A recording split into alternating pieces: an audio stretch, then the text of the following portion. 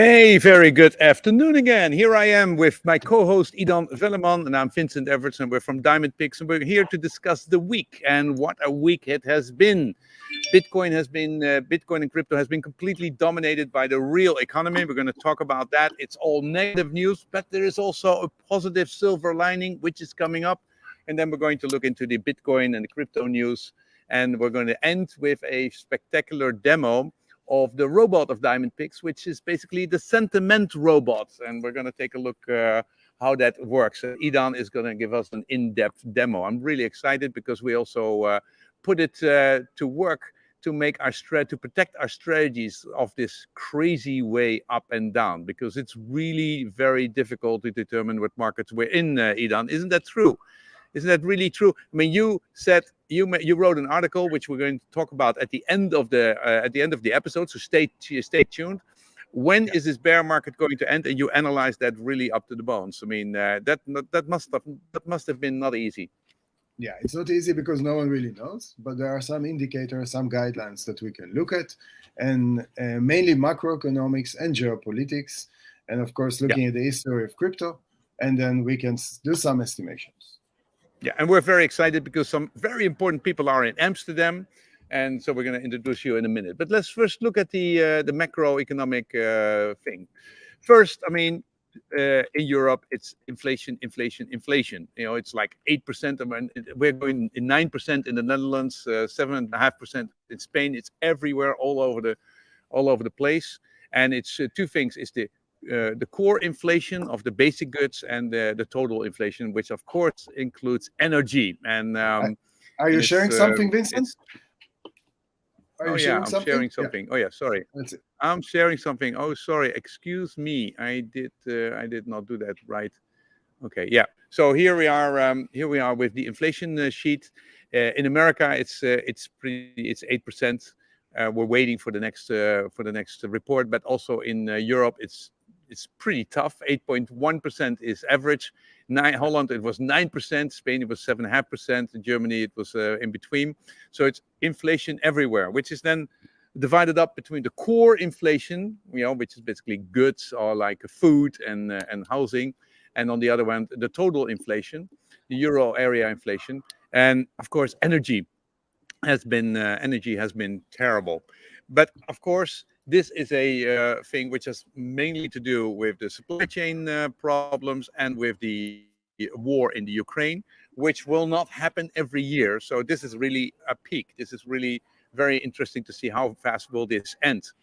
And we're very happy to invite the central bank here in the Netherlands, because the European Central Bank is now having a meeting. And they're going to discuss the inflation, the goal of the inflation, and also the hikes they're going to do for the first time in July. They're going to do July. And of course, I think the president of it, Christine Lagarde, she was in a Dutch television program where she basically discussed how enthusiastic she is about the crypto world. I mean, how much she loves it. Her son is using it and is basically bothering his mother all the time. And she was also on a Dutch program, college tour, and she basically said something about Bitcoin. So let's see if we can listen to that. What I'm really concerned about when it comes to crypto assets is that those investments be made by people who have their eyes wide open about the fact that they can lose it all. I mean, it's gone down by 20% last week in the matter of 1 week. I'm concerned about those people who assume that it's going to be a reward, who have no understanding of the risks, who will lose it all, and who will be terribly disappointed, which is why I believe that should be regulated. How many of you have invested in cryptos? Anybody here? That's a third. A third, yeah. Anybody who lost a lot of money because of what happened to the cryptos? Yeah, please stand up over there. Yeah, it's one crypto coin. It's called Cardano. And I lost approximately 7,000. Yeah. Ooh. So Oh, Yeah. Yeah, that's a lot. that hurts. Yes. Yeah. Yeah. And how much money did you make, Mister, with it? I mean, she didn't ask that. It was really interesting. And she goes on to tell that her son is using it, and that it's like, but I mean, also it's 20% in 1 week, and that is, of course, in the normal world, and it's quite a lot. But I mean, things are happening also in the fiat world, but in the crypto world, I mean, I've been there now 9 times, where it went 80, 70, 90% back, and then it went up to a next all-time high. So, but if you see what happens in the real world, the inflation is really bad. Look at the mortgage rates. In America, it's now up to 5%. In Holland, it's now it's a little bit lower. What kind of offer did you get from the bank for you, Idan? Yeah, so I have a variable, and I'm paying right now 1.6. And I asked this week to get a proposal for a fixed one, and it was 3.3 or 3.4%. So it's more or less double. Yeah, double. Yeah, and it will go up to 5% to 6% on the variable rate. And of course, the question is, how long is this mortgage rate going to be up? But that means it's going to slow down the building industry. It's going to slow down the sale of houses. I am involved in building a house in Limburg, and it's impossible to find a builder. But they're saying we're thinking of basically postponing it for 2 or 3 years. We're going into a recession. There's going to be a lot of destruction of demand, and then I think prices will come back to pre-corona levels, and even a little bit lower if we go into a good solid recession. So because if you look at this is the personal income in the United States, you see that it's going down with -6. The people who have a job, they get more income, but not enough to get inflation under control. And the people, 50% of the people do not have a job, and they don't get those increases in wages, which is happening now. So this is really bad. This is really horrible. And if you look at the production price, the prices of the producers, they're also at a high inflationary level. So for the next couple of months, we can also expect that production prices, which are going to be consumer prices, are going to rise. So this is all going to be terrible. Less personal income, more mortgage interest, lots of problems with supply chain. I just want to add, this is exactly what the Fed. This is exactly what the Fed and the ECB wants. So the inflation has to do with the 2% normal that we have standard. There's a supply chain issue, and there's high demand. And what the ECB and the Fed can do, they can lower the demand, and that's what they exactly doing right now by increasing the rates, and then people will have less money to buy, and you just showed it here, and then we will see that the inflation will go down. And so that's a sort of summary of what we see here.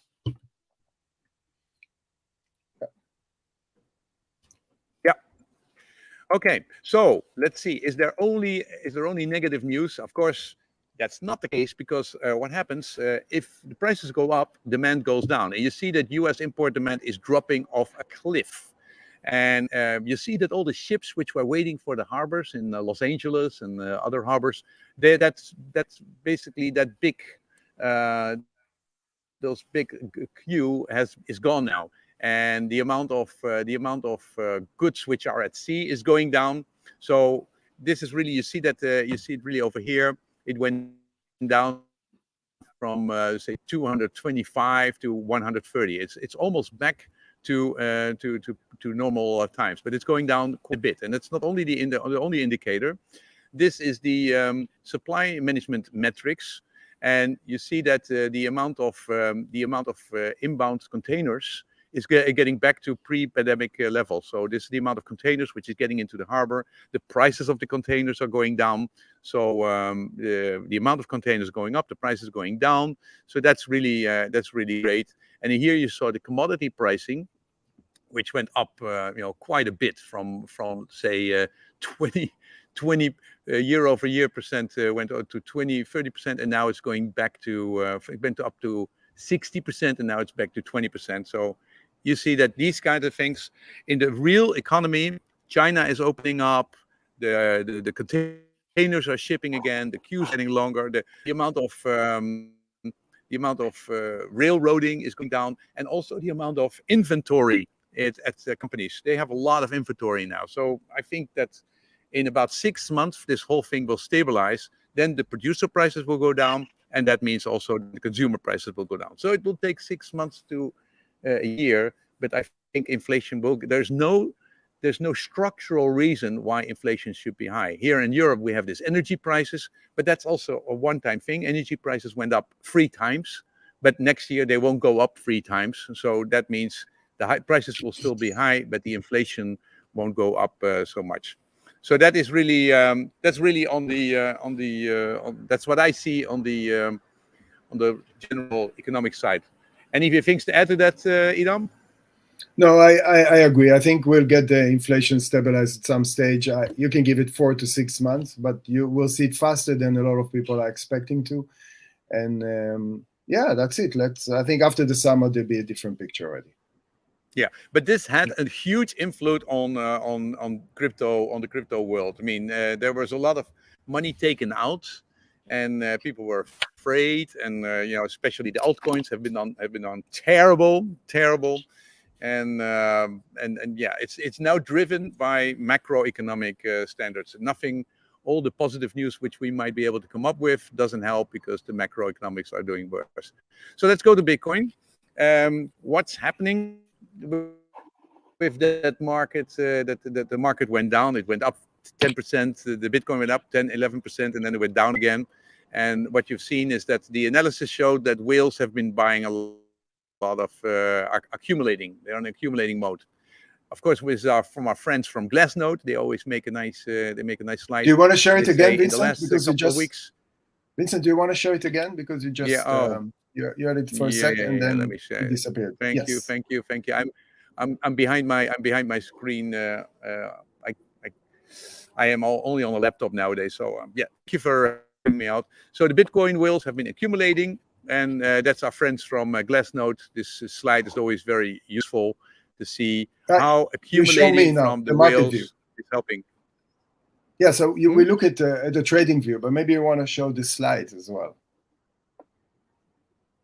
Because now you show my screen, which is good as well. Yeah, exactly. Yeah, it's a good slide. Yeah, this one is a nice one. I really like that one. Yeah. Sorry.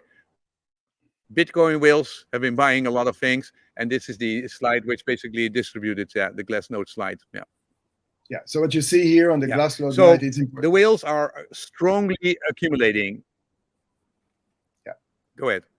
Yeah, no, what I want to see, I think it's interesting. We see here since 2017, we see here periods where a lot of people are distributing, are selling the Bitcoin, and there's some period that we start seeing accumulation. And what they see an indication there's a strong, in the last 1.5 weeks, there's a strong accumulation trends in Bitcoin. And that's interesting because usually after those periods, we see a very big increase for the price of Bitcoin. That's been seen in the last couple of times. You see it here in May 20, you see it in January 19, and you see it in September 2017. Would it happen again? I don't know, but these are really, as you mentioned, there are some positive indicators that show us that we have reached the bottom. The whales are accumulating, and we may start seeing a significant price increase. We may see a significant price increase. It is so sad. It makes me so sad. I mean, you see that all the consumers are out of the market. They are the fear index is still very high, and then you see prices go down 50%, and who is starting to buy? The professional investor. The consumer always buys at the top. It doesn't matter how many times you see it. It's much better to buy when the professionals buy, but they don't do that. The consumers only do that after they see for a couple of weeks that it goes up. Then they start to buy, and that makes me sad. I wish consumers would be less emotional and saying, "Hey, if we're at a high, probably a good time to take some profit. If it's a low, this is exciting. This is a great place to get your portfolio going, and don't do it when everybody is excited." Okay. Yeah. So let's look at the third thing. you made this slide about the flight to safety. What does this slide mean, Idan? Yeah, so we are back to 14 months ago in terms of Bitcoin dominance. And there's a very interesting chart from Arcane Research that shows the Bitcoin plus the stable coins dominance. That's the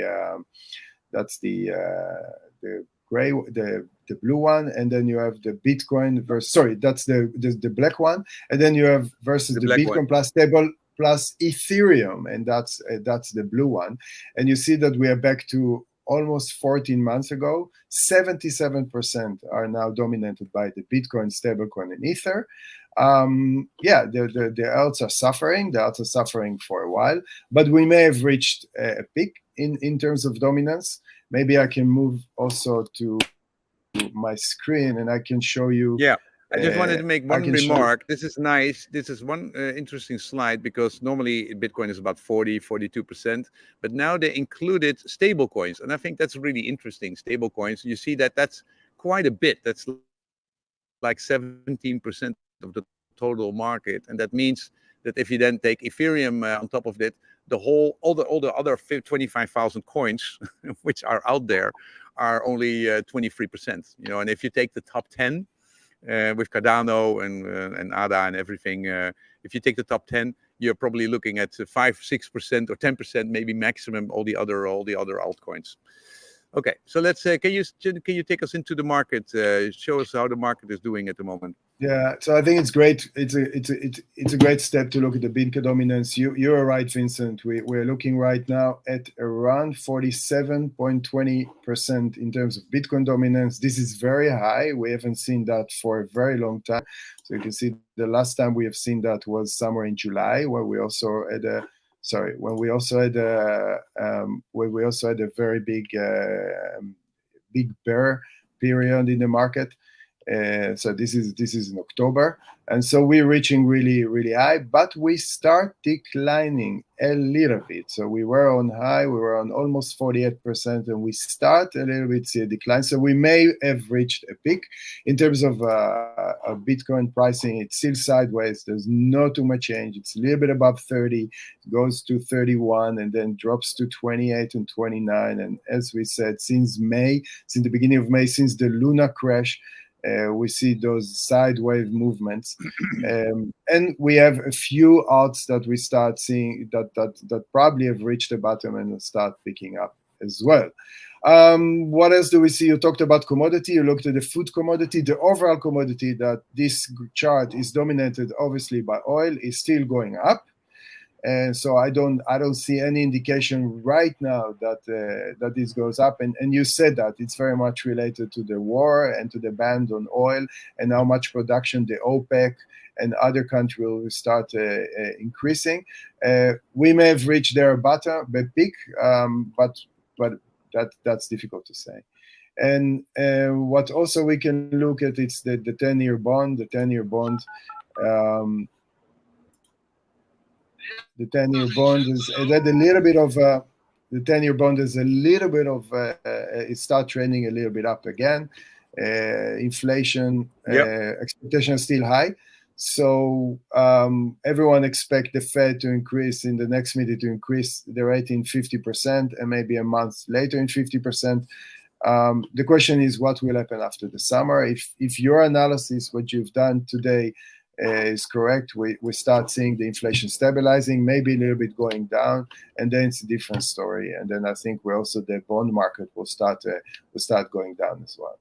So that's the analysis for today, Vincent. Back to you. Yeah. Okay, that's good. Let's go. We try to keep it shorter this time, so I'm hurrying a lot. I'm sorry because your analysis is really interesting, and we need to look at it. It's good. Let's talk a little bit about some news, and then we go to the when is bear market going to end. Okay, so I thought this was really interesting. Finally, PayPal lets users transfer Bitcoin and Ethereum to external wallets, and PayPal has been talking about having support for Bitcoin and Ethereum, and there's a lot of big parties now going that you can put your pension funds, you can put in Bitcoin. But if these parties make the whole road easier, to travel. That will be good when this market is going from bear to bull. Yeah. Any comments on this? No, I think it's another step in the adoption of the Bitcoin. That's good. We see it every week. We're happy about it. Long term, we're very bullish, Vincent. And this is just to show us that there are a lot of signals that should confirm that we are very bullish long term on the crypto and the Bitcoin market. So that's fine. This was a small one. I mean, of course, this is the year of the merge, where we go from proof of work to proof of stake. And I'm just always looking for signals that things are really going to happen. So one of the biggest networks, the public networks, which is the oldest, Robson, is now set to merge today. And that merge went well. So that's they went to proof of stake. So slowly they're doing all kinds of test networks, which are moving to proof of stake until, of course, the big bang is going to happen. This was really fun. I thought this was really, there's nothing better than a good fight between two parties. And this is Binance against Bloomberg. Bloomberg came with a big report, how crypto giant Binance became a hub for hackers, fraudsters, and drug traffickers. Everything which is happening on that exchange is bad people, which basically are fraudulent. What was your take on that? No, I think it's BS, and let's show let's show what CZ, the CEO, how he reacted on that, because he had some really nice. Basically. I'll tell you a little bit about the background. It was really funny. I mean, Binance just reacted to Reuters sent an email. Bloomberg sent an email. Sorry, this was Bloomberg, or was it? That was Reuters. Yeah. Reuters. This was Reuters, and they said they allegated that Binance was a place for criminals and that it was only used for bad purposes. They wrote down emails, they sent reports, they sent analyzing, they basically gave them numbers, but Reuters didn't batch and basically said it's all really bad. And then they published. Binance published a whole email exchange between these two partners and says, hey, this is all just bullshit. This is to mislead the general public. And the facts are clear. About 5%, 2 to 5% of fiat money is what CZ, the CEO of Binance, said. 2 to 5% of fiat money is used for criminal activities, illicit activity, and only 0.15% of all the crypto transactions. So it's really, but it was interesting that Reuters sent email, Binance reacted. They didn't take it. They just said, hey, they didn't say why they didn't react. So it's really interesting to take a look at it. So I love a good fight. And now, of course, Binance is an important party for us because they have 26 million people. They're the biggest crypto bank in the world. And so we hear things that in Europe, in Italy, they get a license. So that would be nice. So when we can use IBAN numbers and also Ideal again, that we're waiting for that. And they also have now the fifth biggest token. And the US had a research about it. Bloomberg had a research about it. What's that about, Idan?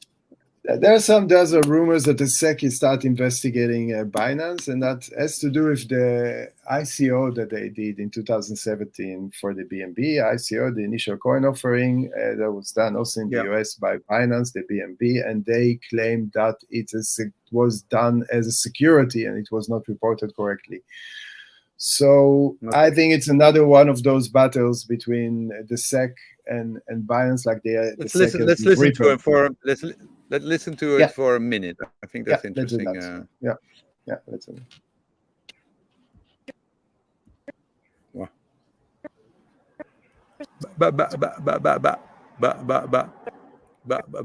She doesn't want to do it. Okay. So I will have to let that go because it doesn't work. But it's really interesting. I mean, of course, if Binance gets through those research, or if it's attacked by the US, that's going to be important. So we'll see. I think how that goes on next week. All right, Checkmate, and the Checkmate, the guy from which we know from Glassnodes, said also he looked at the trends and he's saying, hey, we're at a turning point. What do we see here? Do you want to share the screen, Vincent? Oh, fuck. Yeah. Sorry. Shit. That's So my screen. That's my screen. that's your screen. Why did I thought?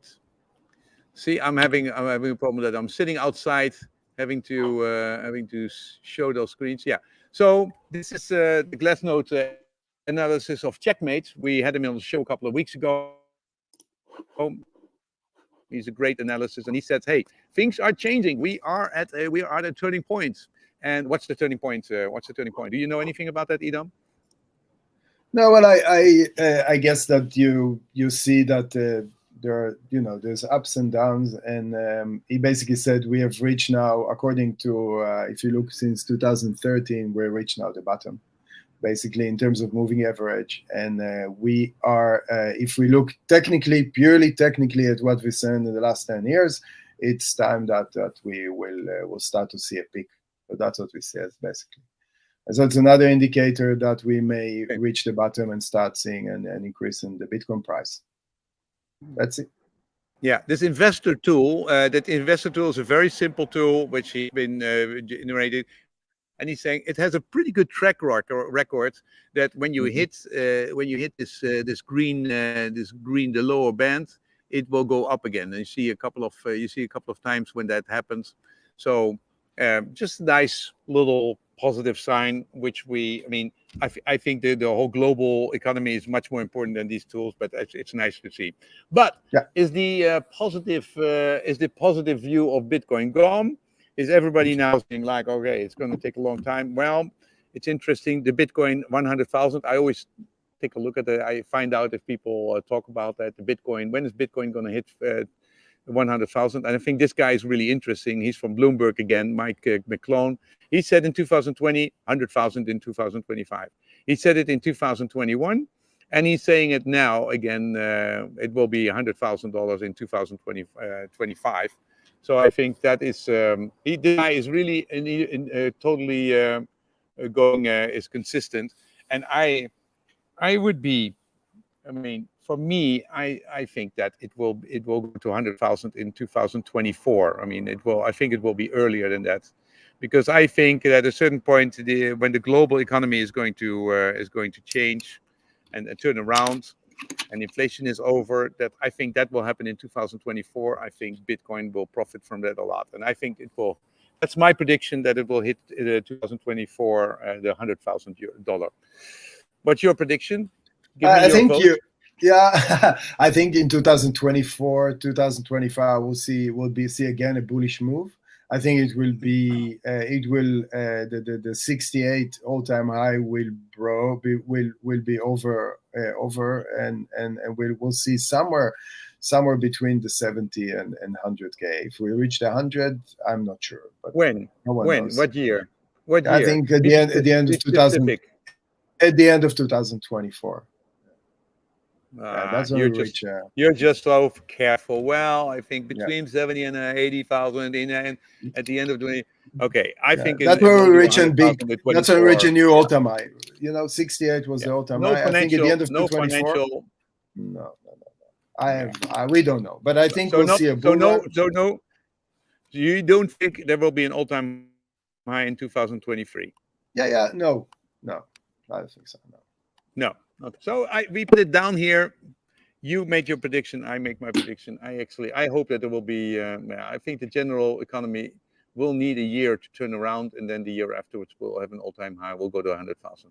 Okay, good. And Goldman Sachs says they agree. They think Bitcoin is going to take more market share from gold. Gold is about 10, 15 times, 20 times, 15 times, 15 times more valuable than gold. And so they think that 100,000 is really in the books. Okay, good. One little piece of legislation which I thought was interesting. We are saying this year Ethereum will go to proof of stake, and Bitcoin doesn't give a budge. They do not like that. They think that proof of work is a real feature, and it's really okay to burn so much energy. But a lot of countries are now passing legislation saying, no more proof of work farms here in the state of New York, and and actually the US, I think, will follow. Biden will follow. So I think then it will be very difficult in Europe. It will be very difficult in America. It's already very difficult in China. Although I heard they banned mining completely, mining in China, but at the moment the rate is again 20%. 20% of all the mining now happens in China. So I guess people make it work left or right. Yeah, and so I this think is not a very. It's important to mention just one thing. It's not a complete ban. It's complete ban if you use a fossil fuel as an energy. And that's something that I think we'll see more and more. The trend will be that if you want to mine, you need to mine it greenly, in a green way, and not with fossil fuel. And I tend to understand and agree that will do a very good publicity for Bitcoin if everyone will be mining with green electricity and not with fossil fuel. We don't have enough green energy. We do not have enough green energy. It will take 20 years to have enough green energy. So if Bitcoin takes green energy, it means that other industries are still using fossil fuels. So anyway, okay, this is just a little one. This now the last thing before we go to your article, and it's this guy, Faustin Archange Tudara. He is a total math geek. He's a total math geek. He talks all the time about mathematics and how mathematics is important, and he wants to change his country. And he thinks that Bitcoin is sort of the math money on the internet. He's really a total Bitcoin fan, and he wants to make it a currency, an accepted currency, legal tender in his country. And so we'll see. We'll see how that works out. Other people think it's because they want to avoid bankruptcy. So we'll see. More and more people are accepting it as legal tender. There's now about 5 or 6 countries, but now we have just the first African country which does that. Yeah. Okay. Anything here? No, are you I going to talk about this? No, we can skip about that. Yeah. Okay. I thought this was interesting slide from the crypto banter, and they said this is the there's a huge. They looked at at some crypto exchanges, and there's a huge amount of demand for crypto at 28, and there's a huge amount of supply on 31. There's a big difference, and the question is who's going to win? Who's going to win now? Is the 31,000 demand going to win? Then the prices will go up, and are people accepting lower prices than 28,000? So this is really the sort of the live market going to work, and of course we saw that going down. And normally, if it goes here, then it goes up again. All right, talk to us about what the robot is doing of Diamond Picks. We have robots. It analyzes the market, and I really want to. It protects all the people who invest with us. And can you give us a demo of that? Yeah, sure. Of that. Sure. So if you if we back to the trading view, and what you can see here, I added the market sentiment indicator of Bitcoin based on one-day chart, and what you see is that we have a robot right now that indicates when we should take a long position or we should exit. And this is live data, so this is really happened. So it's nothing that I came up with, and we can start looking at. Can you make the lower part a little bigger so that we see the little green and the red one? Can you make it a little higher so we see a little bit more? I will make it. I just want to. Yeah. I just want to show. I will make it. I just want to show what does it actually mean. You see here, the bot, the algorithm trading bot decided to take a long position, and it went up, and that was somewhere at 11,000, and then he took an exit position on 65. And then he stayed out of the market, and then he went again on 39, and he took an exit position on 43, and then he took another position on 47, and took an exit position on 66, etc., etc. And so right now he's out of the market. He went out of the market on 11 of April, and that's on the 44K. And since then he decided not to go back to the market. That's the one-day market sentiment represented by the Duroc strategy in Diamond Picks.